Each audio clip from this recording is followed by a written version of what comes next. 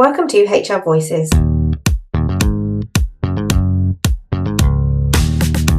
podcast for independent HR and people professionals and the businesses they support.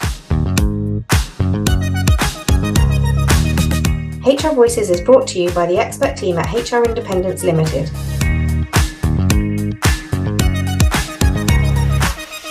We hope you enjoy.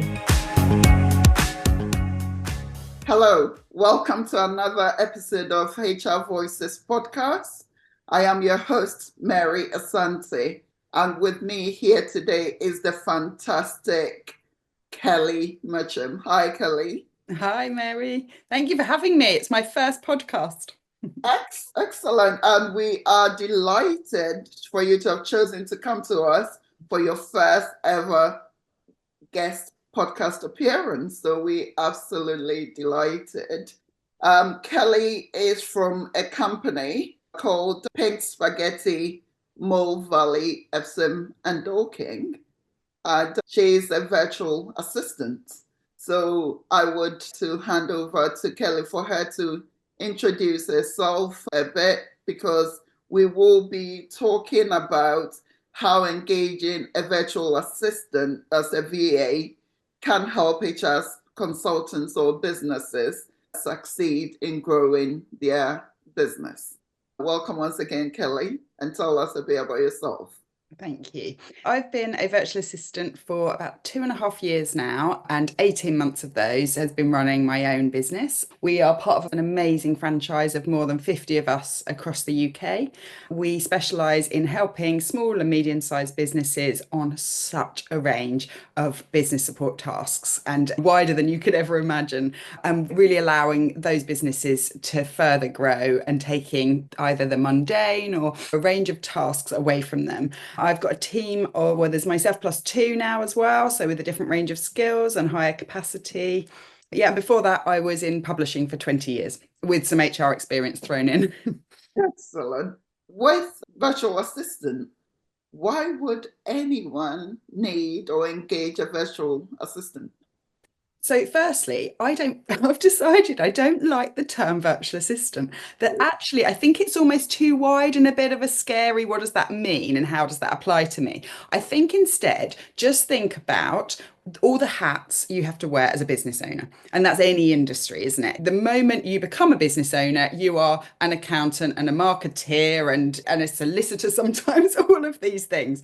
And I think there's only so many hours in the day. Work-life balance is important. And again, business owners are absolutely known for not closing that laptop enough. So what we do is sweep in as your 25th hour in the day.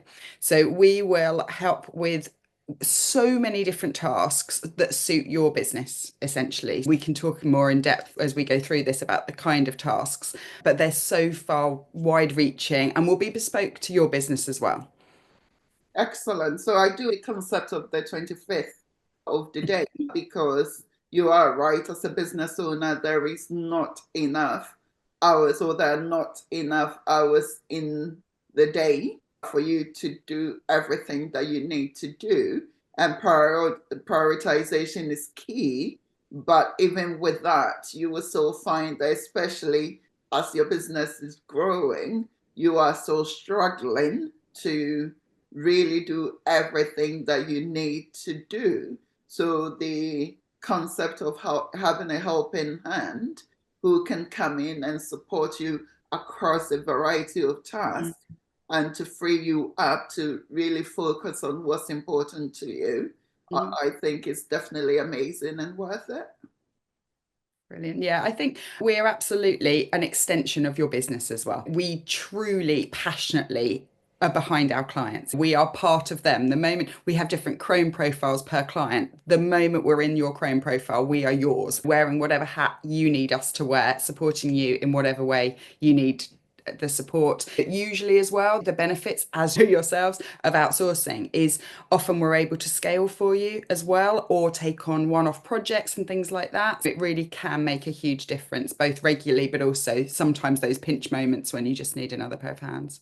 Yeah, and you are right in highlighting that sometimes it depends on your support. You have virtual assistants and generally yourselves, because I have worked with Kelly She has helped us at HR Independence on some projects, etc. So you can scope out a project that you can hand over to a virtual assistant to focus on, or you can bring them on board on some sort of retainer basis for them to be helping you as you go along. So it doesn't necessarily have to be, oh, you need an ongoing task before you engage, right? Yeah. But I think it's for anybody who hasn't used a virtual assistant before. And obviously now, like I say, I'm 18 months into running my own business. I see the same sort of questions, the same nervousness perhaps of people knowing they need to outsource, but they're not sure maybe where to start or how many hours that might be. There's things to think about around communication and access to files and things like that. So I would always say my recommendation usually is pick a couple of things, start slowly, perhaps write a list of things that those repetitive tasks or things that you really dislike doing, doesn't suit your skill set, whatever they are, just keep that record of them and then speak to a VA to say, could we start with these things? Get that going. What we will often find is we're doubling our hours for people quite quickly, because the moment we start to get under the skin of your business, you'll see the value very quickly. And often for an example, I was brought in as a marketing manager for one company. I don't even know what all my hats are, operations, almost anything, because they've realized that value of, oh, there's another pair of hands here that can take these, and often it is project based actually, and then run with those bigger projects for you. Excellent. And yeah, so building on that, then you've touched on the fact that for one business, you've gone in as a marketing asset manager. What other activities or what other hats can an HR consultant or an HR business potentially hand over to a virtual assistant? So I would say there's an awful lot of admin tasks there. And you think of us as admin fairies. That could be onboarding your new clients. That could be perhaps you've got a recruitment project, and we all know that they can be very time consuming. And that could be something that we could support with. Things like diary management, inbox management. If you want to take a holiday, you've got someone else that's there to catch things. Things like CRM systems and processes. I'm helping a client at the moment who has a exhibition stand for the first time. And actually that, when it's the first time you've got a lot to think about, haven't you? So I've taken over the role there of being the main contact and really working out what materials we need and filling out the health and safety forms for them and those kind of things. So it can be so varied, it really can. And also, I would say the social media side, actually, in marketing, newsletters, things like that. We work with so many companies with that. We have quite a lot of experience in it. One of my team is social media queen, and that's something often that's quite an easy one to outsource. Excellent. In that case, then, how can one spot a good virtual assistant? Oh, that's a good question. I would say really think about what you want from somebody, what skills they might need. Talk to a few, definitely talk to a few. Think about whether you want them to grow with you as your business grows. So do you need them to have a team so that, they can scale up for you? Like I say, back to those real skill sets. What's important to you? If it is, I just want to outsource my marketing and social media, then that'll take you perhaps in one direction. A lot of us will have a tech VA option as well if it's more process driven and things like that. Like I say, because we are an extension of your team, the relationship is really key. And often we're sounding boards to people as well, because running your own business can be a lonely place. So, that getting that rapport from the beginning. And I think often just having a couple of discovery calls, you'll get a feeling immediately for the one that's right for you. Excellent. And I think relationships is very, very important, isn't it? Because if you're working with somebody and you haven't got good rapport with, it makes the interaction quite awkward. Yeah, absolutely. And also, it may be that you want your VA to be client facing eventually for you. So think about that aspect as well. Do you want just Are you happy with just one VA? Do you want, like I say, do you want them to have a team? Where actually what I try to do with mine now as I've grown my business is that there's always two people on the account, which just minimizes that risk, doesn't it? There's always someone to cover holidays, sickness, things like that, and that scalability for you. That may be important as well. So if it is a team, ask to meet that team member as well. Excellent. So what other things can you consider when you are bringing a VA on board to your business? So I would think around how you're going to communicate with them and access to things. So it may be, do you want us to have an email address linked to your company, or are you happy to for us to perhaps access yours? Communication is such a key thing, and we work on anything and everything. Our motto is always that the client is right. We're there to make your life easier. So what communication tools do you prefer? Do you want a regular call? We work with quite a few clients on Slack, which can be absolutely brilliant. Monday.com, Asana. What Business WhatsApp is often a great one, because I think business owners are very prone to sitting on the sofa perhaps in the evening and an idea pops into their head. They can send us a WhatsApp, but actually from our end, we'll pick it up next time we're online. So communication, I think, is really quite a key one to think about from an early stage. Yep, I think that, again, is a really important point, thinking about how best you'd like to communicate, because we've all got preferences and there are so many tools and emergent ones coming onto the market as well, and how you can do the same thing.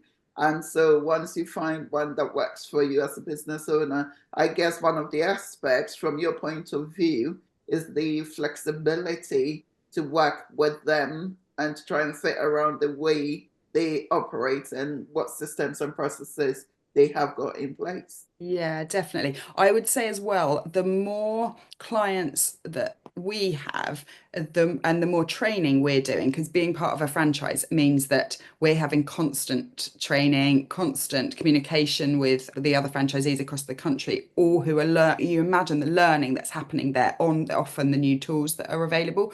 So I think there's a huge sort of unspoken benefit there as well, that actually we will often, once we've worked with you for a little while, say, do you know what? There's this fantastic, could be a to-do list type thing. This one we think could work really well for you. CRM systems is such a big hot topic, seems to be in my world at the moment, where very small businesses are realizing, let's move away from spreadsheets. But again, because we're working on so many, we can help you and advise you, find the free versions where possible of these things as well. So I think, like I said, there's a real benefit, is that actually, because we're working in so many different circles, we're able to speed your business up in some ways and give you a lot of advice. Excellent. That is great. And in terms of businesses, because we are talking in the context of HR consultants specifically now, but a virtual assistant can be servicing a marketing consultancy, it can be an accountancy, a legal firm, etc. So it's really any organization or any independent out there who might be looking at tasks they don't particularly enjoy, and who they can also sit to free up their time to do things they enjoy, or they may just have too much on their plate. Yeah, I would appreciate somebody just helping them there. So when you are considering or talking to different virtual assistants to determine, do I go with Kelly, or do I go with Alex, or do I go with Sandra? How important is it that you look at Kelly wondering or thinking or asking, actually, do you have an HR background, important, or a marketing background, or some sort of finance background, or whatever? How important is the background of the virtual assistant to the business they are supporting? That's such a good question. And I think this is where, talking personally, my background with 20 years in publishing, where I started off as a writer, I've run editorial teams, so I understand that sort of process with writing and the graphic design, very heavily in marketing, but actually then business launches, business strategy. I got heavily involved in pricing structures, I sat in board meetings. But actually what's interesting there is we were still a small enough company that I did all my own admin and diary management, things like that. But I think, so mine is very varied. So I think I personally and my team, I'm trying to vary my team more and more. They do have very different backgrounds to me as well. But it's whatever's important to you. And this is what I mean about really have a think about the kind of tasks, short term, but actually perhaps longer term as well. Within the Pink Spaghetti Network, there's quite a few people with HR backgrounds. That was their profession. And so, of course, they will naturally specialize more in that. It might be that you just want someone who's absolutely red hot on meeting minutes. Is there someone in the team that's brilliant at that? Like I say, is it more the techie stuff? Is it marketing? And then perhaps it's not quite as relevant. As long as you've got a strong understanding of marketing, do you need to actually have HR marketing? It's going to be a personal choice at the end of the day. So I think through which bits are most important for you. Excellent. So on that note, or just to build on that slightly, what are the key skills? I know you've touched on communication, and then you've touched on potentially looking to see whether they've got a team or not, and maybe a support network that if they don't have the knowledge themselves, they can tap into to find out the answers for you, because it's absolutely true that you don't have to know all the answers yourself all the time. It's more useful to be able to find out the answers when it's relevant than to do it all the time. In terms of when you are really considering a virtual assistant, and yes, you've also touched on the fact that you touched on the fact that if you are supporting an HR consultancy, you don't necessarily need the HR background. You need the skills that they probably need to take on the task that they are hoping to, or projects that they're hoping to outsource to you. What other skills are really important for the HR consultancy to consider when they engage in a virtual assistant? It's going to come back to that list of tasks again, isn't it? Because if you want someone very admin heavy that actually are comfortable with perhaps your inbox management, diary management, things like that, I think again, perhaps that's less of the strict HR background, because really what you want is to work with it's that HR consultant, how they work, how they like to structure their emails and run their business. So I think then you need to look for the skills there. We said earlier, but if you're looking slightly more for the marketing side, or the other thing I would say is it may be that you are looking for someone with an awful lot of HR VA experience, and there's incredible VAs supporting HR that specialize in that out there. Something that I find more and more is the cross industry can be really beneficial. So I was having a conversation with a gaming company. I know nothing about the games industry other than my children own a PlayStation downstairs. I really don't know anything about it. But actually, what I do know is a subscription background, and they are launching a new product that requires subscriptions. So we naturally got talking, and the background there is really relevant. And sometimes you bring that different dimension to it. So actually, and this won't be all VAs, but something I particularly enjoy doing is getting a bit more involved in the strategy and the business growth, really understanding what their goals are, because by having a different background, sometimes could help you escalate your business in ways you perhaps didn't realize. Yeah, that is absolutely true. And transferable skills are important. And I think for most businesses, it's important to have a varied skills within your business, because if you're all thinking the same way, in the same direction, not necessarily, it's great for business and helping you to achieve your goals, but not necessarily good at helping you to realize your blind spots necessarily as a business. So that is quite important. So yeah, that is great. And in terms of once you brought a virtual assistant on board into your business, have you got any recommendations to how to go about onboarding your virtual assistant? So we should do that for you. It's the other way around. We will onboard you. So what I would always suggest to my new clients is it's usually between 2 and 4 hours of that initial setup that just allows us to access all the systems, understand how you work, have a proper kickoff call with whoever will be working on the account, nail down those communications. There's a little bit of access to things that is that techie back and forward bit at first. Once you've got that, then it's about a plan. What realistically they're doing. But I think one of the really key things is being very transparent about how much time you want people to spend on the tasks, because that can be a real sticking point. Ultimately, just like with HR consultancy, time is money, you're selling time. That's exactly the same for us. So what is really helpful to be clear with your instructions. So if you're saying, I need you to update these policy documents, or I need you to onboard a new client, I need you to manage my inbox. How much time do you realistically want to allow for that? Just make sure both parties are comfortable with that, because your speed versus their speed. I like to think we're super fast while also being very cautious, attention to detail, but it would take us a little while to get up to speed. But really have those conversations during that onboarding process. These initial tasks you're handing over, how much time do you expect them to take? What's the deadline for them? Because the VA company will need to allow that time and make sure we've got the right team on it and everything. I think that is such an important point, isn't that, in terms of setting expectations. So when you are engaging a VA, if your expectation is that they are going to take 3 hours to do certain things, you don't want the shock of when you get your invoice stating that they've spent 10 hours on it, because that will then put you on wrong footing anyway and leave a bad taste in your mouth.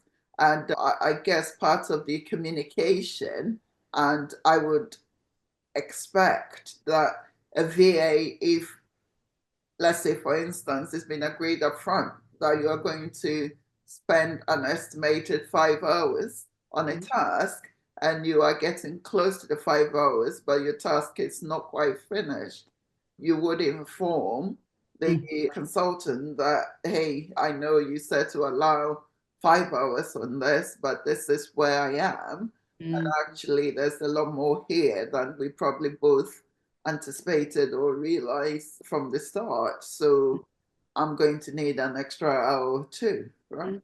Absolutely. And something that certainly all of Pink Spaghetti do is we're militant about our timer apps, absolutely militant. And we will make sure that we are setting up projects per client as well, so that we're accurately tracking how much time we're spending on all those different tasks for you. So at the end of the month, of course, we'll communicate before that as well, but at the end of the month you get that clear, okay, so inbox management was this amount of time, I'm happy with that feels right, and have a look at those things. So I think this is where what I tend to do as well is there's the option, usually, again, I can only talk for Pink Spaghetti, is pick up and put down, which is your more task specific project based things, versus retainer.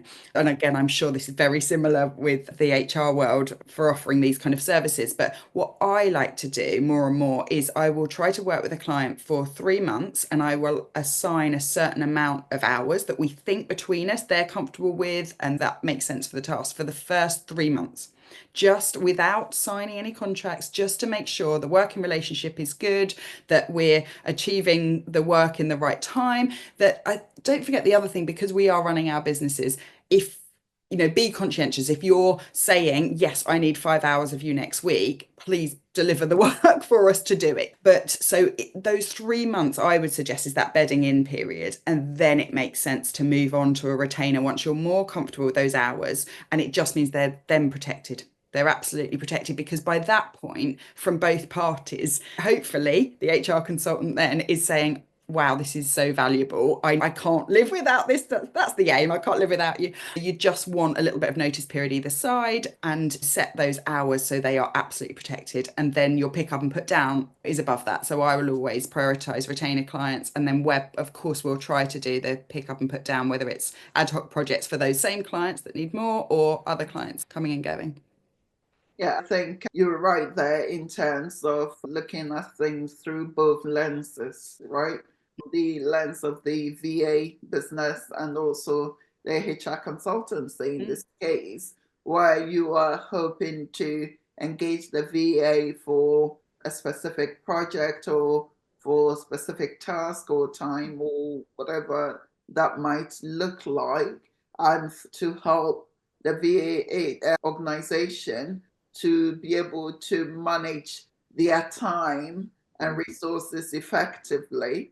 You would know, what I'm hearing is that you would need to know from the HR consultant what they're expecting of you, so that you can factor it into your planning. And also would be helpful if they let you know or deliver the task or whatever they're expecting you to do on time, so that you're not necessarily blocking time out for them, but not having anything to do at that time and having to scramble around looking for something for them to do. Yeah, absolutely. And I think this is where, obviously, the more you work with somebody, a lot of it just becomes second nature. We're just picking things up without you even needing to instruct us anymore. There will be those regular tasks once we have access to the systems that we will just take off your hands. But I think, yeah, anything at the beginning and above and beyond that is just be really clear. What is your deadline for it? And make sure that the VA has all the information and access to everything that they need.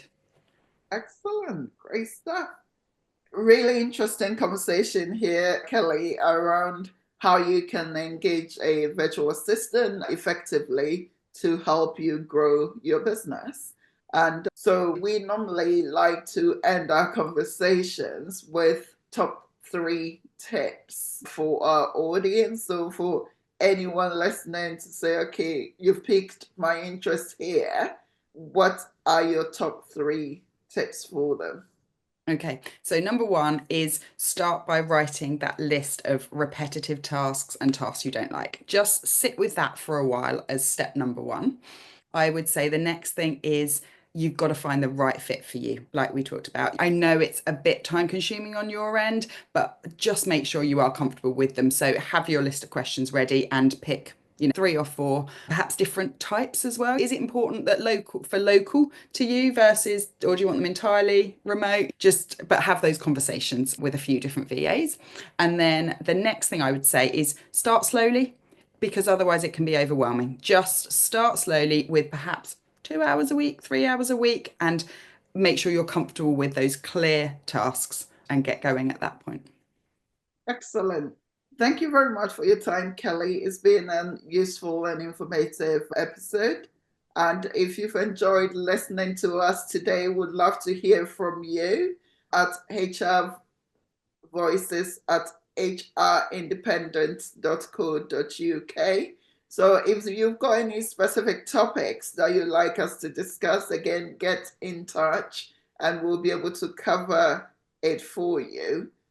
Equally, if you want to be a guest on our podcast, send us an email and we'd love to have you here, as we've got Kelly with us today.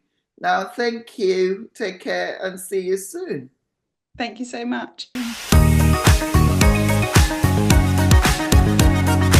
We hope you enjoyed this episode of HR Voices. If you have a topic you'd like us to cover or would like to be a guest, we'd love to hear from you. Connect with us on social media or email us at hrvoices@hrindependence.co.uk. Tune in next time.